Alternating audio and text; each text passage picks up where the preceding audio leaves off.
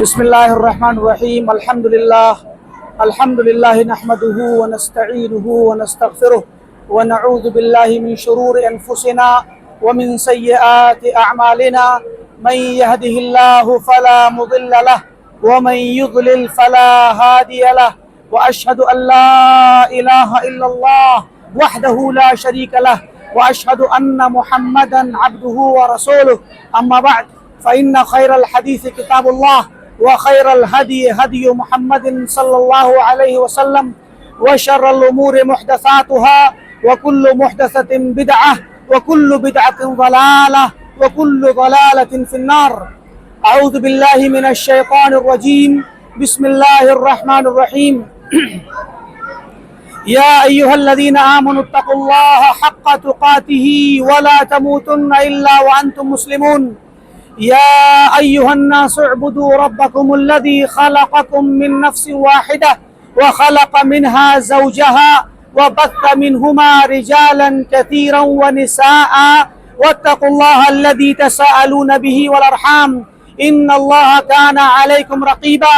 يا أيها الذين آمنوا اتقوا الله وقولوا قولا سديدا يصلح لكم أعمالكم ويغفر لكم ذنوبكم ومن يطع الله ورسوله فقد فاز فوزا عظيما.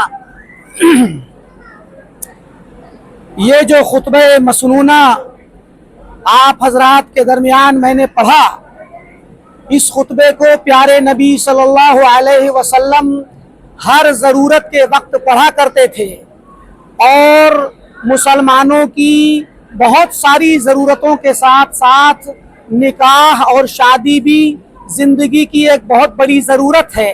اسی لیے اس خطبے کو اور ان الفاظ کو نکاح کے وقت پڑھا جاتا ہے.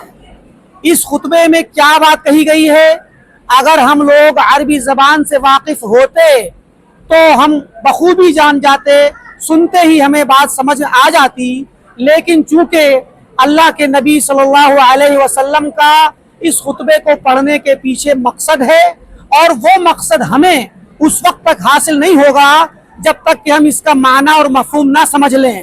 اسی لیے اس خطبے کا مختصر سا میں ترجمہ اور مفہوم بتاؤں گا، اس کے بعد نکاح کی آگے جو کارروائی ہے انشاءاللہ پوری کی جائے گی. اللہ کے نبی صلی اللہ علیہ وسلم نے اس خطبے میں جو پہلا لفظ استعمال کیا، الحمدللہ، اللہ کا شکر ہے، اس کی تعریف ہے. تعریف کی جاتی ہے اللہ کی، اس کی نعمتوں پر، اس کے احسانات پر، اور اس کی خوبیوں اور بڑائیوں پر. اور یہ نکاح اور یہ شادی یہ ایک اللہ کی بہت بڑی نعمت ہے، اللہ تعالیٰ کا بہت بڑا احسان ہے، جو دو خاندانوں کو ایک کرنے کے لیے، ایک رشتے کی لڑی میں پرونے کے لیے اللہ تعالیٰ نے یہ موقع فراہم کیا ہے. لہٰذا ایسے موقع پہ اللہ کا شکر ادا ہونا چاہیے. اسی لیے اللہ کے نبی صلی اللہ علیہ وسلم نے ہمیں شکر ادا کرنے کے لیے الحمدللہ کہہ کر کے ہمیں اللہ کی تعریف کرنا سکھلائی. تو یہ تعریف صرف نکاح کے وقت نہیں ہونی چاہیے، بلکہ یہ ہماری زندگی کی ابتدا کا یہ پہلا لمحہ ہے، یہ ایک نئی زندگی کا، دو لوگوں کی نئی زندگی کا. تو وہ اپنی زندگی کی شروعات اللہ کی تعریف سے، اس کے شکر سے ادا کریں، اس کو یاد کر کے کریں، تاکہ اللہ تعالیٰ کے نام سے اس زندگی میں برکت پیدا ہو. الحمدللہ نحمدہ ونستعینہ، اللہ کے نبی نے فرمایا کہ ہم اللہ تعالیٰ کی تعریف بیان کرتے ہیں اور اس سے مدد طلب کرتے ہیں. بلا شبہ نکاح کے لیے اللہ سے مدد طلب کرنا بہت ضروری ہے. شادی کے لیے اور شادی کو چلانے کے لیے اللہ سے مدد لیے بغیر یہ شادی اور دنیا کا کوئی بھی کام ادھورا ہوگا، اور بلکہ بے برکت ہوگا. جب تک اللہ کی مدد نہ آئے وہ کام بابرکت اور مکمل نہیں ہوگا، آسان نہیں ہوگا. اسی لیے ہمیں اپنی شادی میں، اپنی زندگی میں ہر موڑ پر، ہر حال میں اللہ سے مدد مانگنی ہے. اور الحمدللہ نحمدہ ونستعینہ ونستغفرہ، ہم اللہ تعالیٰ سے اپنے گناہوں کی بخشش طلب کرتے ہیں کہ جو سابقہ گناہ کر لیے ان سے اللہ تعالیٰ ہمیں معاف کرے، اور نئے سرے سے نئی زندگی کی شروعات ہمیں اللہ تعالیٰ کرنے کی توفیق دے.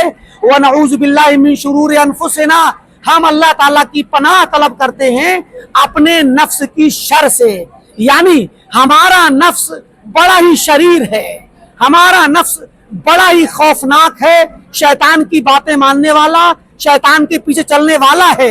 ایسا نہ ہو کہ اس شادی کی زندگی میں شیطان اور ہمارا نفس مل کر کے ہمیں غلط راہ پر لے جائیں۔ لہٰذا آج ہی سے ہم اللہ کی پناہ میں آتے ہیں کہ اللہ ہمیں ہمارے نفس کی، ہمارے خود من کی، ہمارے دل کی شر سے ہمیں بچا لے اور اپنی مدد میں ہمیں کر لے، تاکہ ہماری زندگی میں کوئی خرابی واقع نہ ہو اور شیطان کا کوئی دخل واقع نہ ہو۔ وَمِن سَيِّئَاتِ أَعْمَالِنَا، اور ہم نے جو برائیاں کر رکھی ہیں، پیچھے گناہ کر رکھے ہیں، ان کی کوئی برائی ہمیں آ کر کے نہ گھیر لے، اللہ تعالیٰ کی ہم اس سے پناہ طلب کرتے ہیں۔ اس کے بعد آپ نے فرمایا نحمدہ ونستعینہ ونعوذ باللہ من شرور انفسنا ومن سیئات اعمالنا من یہدہ اللہ فلا مضل لہ۔ یہ جو باتیں ہیں وہ ہدایت کی ہیں، اللہ سے مدد لینا، اس کی تعریف کرنا اور اپنے آپ سے، اپنے نفس کی شر سے اللہ کی پناہ طلب کرنا، یہ ہدایت ہے، یہ ہدایت کا کام ہے۔ تو یہ ہدایت اسی کو نصیب ہوگی جسے اللہ ہدایت دے گا، اور اگر اللہ نے کسی کو ہدایت نہ دی، اسے کوئی ہدایت دینے والا نہیں ہے۔ وَمَن يُضْلِلْ فَلَا هَادِيَ لَهُ، اور جس کو اللہ ہدایت نہ دے، گمراہ کر دے، اسے کوئی ہدایت نہیں دے سکتا۔ لہٰذا ہمیں ہمیشہ اللہ تعالیٰ سے مدد مانگنی ہے اور اس کی مدد کو ہمیشہ اپنے لیے، اس کی ہدایت کو ضروری سمجھنا ہے۔ اس کے بعد آپ صلی اللہ علیہ وسلم نے اللہ تعالیٰ کی تعریف کرتے ہوئے اللہ کی کتاب کی تعریف کی۔ فَإِنَّ خَيْرَ الْحَدِيثِ كِتَابُ اللَّهِ، سب سے بہتر بات اللہ کی کتاب ہے۔ یعنی اگر ہمارے درمیان زندگی میں کچھ بات ہمیں کرنی ہے، ہمیں زندگی آگے بڑھانی ہے، تو قرآن سے چلانی ہے۔ قرآن میں جو بات ہے وہ سب سے بہتر ہے۔ اور وَخَيْرَ الْهَدْيِ هَدْيُ مُحَمَّدٍ صلی اللہ علیہ وسلم، اور سب سے بہتر طریقہ اللہ کے نبی محمد صلی اللہ علیہ وسلم کا طریقہ ہے۔ تو مطلب یہ ہوا کہ ہمیں اپنی شادی کو، زندگی کو، اپنے روزمرہ کے تمام کاموں کو اللہ کی کتاب سے لینا ہے اور اللہ کے رسول صلی اللہ علیہ وسلم کی سنت سے لینا ہے، آپ کے طریقے سے لینا ہے۔ اسی سے ہماری زندگی صحیح طریقے سے چل پائے گی۔ اگر ہم نے کتاب اللہ کو نہ لیا اور اللہ کے رسول کی سنت کو نہ لیا اور اپنے طریقے سے ہم نے اگر اپنی زندگی کو چلانے کی کوشش کی، تو اس میں ہمارا نفس گھسے گا، ہمارے نفس کی شر داخل ہوگی اور پھر شیطان کی شر داخل ہوگی، جس سے زندگی کے اندر خرابیاں آئیں گی۔ لہٰذا ضرورت اس بات کی ہے کہ ہم اللہ رب العالمین کی کتاب اور اس کے نبی کی سنت کو مضبوطی سے پکڑیں۔ اور آپ نے فرمایا وَشَرَّ الْأُمُورِ مُحْدَثَاتُهَا، اور سب سے برے معاملات، دنیا کا سب سے برا معاملہ نئی نئی بدعتیں ہیں، نئے نئے معاملات ہیں جو اللہ کے دین میں نئے نئے طریقے سے ایجاد کر لیے گئے ہیں۔ وَكُلُّ مُحْدَثَةٍ بِدْعَةٍ، اور ہر نئی بات بدعت ہے۔ وَكُلُّ بِدْعَةٍ ضَلَالَةٍ، اور ہر بدعت گمراہی ہے۔ وَكُلُّ ضَلَالَةٍ فِي النَّارِ، اور ہر گمراہی جہنم میں لے جانے والی ہے۔ اس کے بعد اللہ کے نبی صلی اللہ علیہ وسلم 3 جگہ سے قرآن کی 3 آیتیں پڑھتے تھے، میں ان کا ترجمہ پڑھوں گا۔ ایک پہلی آیت، یا ایھا الذین آمنوا اتقوا اللہ حق تقاتہ ولا تموتن الا وانتم مسلمون، کہ اے ایمان والو اللہ سے ڈرو ویسے ہی جیسے اللہ سے ڈرنے کا حق ہے۔ اللہ سے ڈرنے کا حق یہ ہے کہ انسان اللہ تعالیٰ سے ہر بات میں ڈرے، ہر موقع پر ڈرے، زندگی کے ہر مقام پر، ہر فیصلے پر، ہر قدم پر اللہ کا خوف انسان کے دل میں ہونا چاہیے۔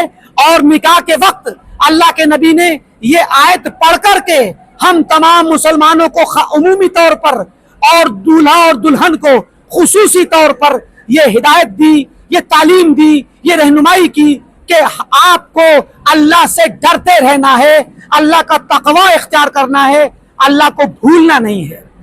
اور وَلَا تَمُوتُنَّ إِلَّا وَأَنْتُمْ مُسْلِمُونَ، اور رہتی سانس تک، زندگی کے آخری لمحے تک اسلام پر قائم رہنا ہے، اسلام پر ڈٹے رہنا ہے۔ جب موت آئے تو اسلام پر آئے۔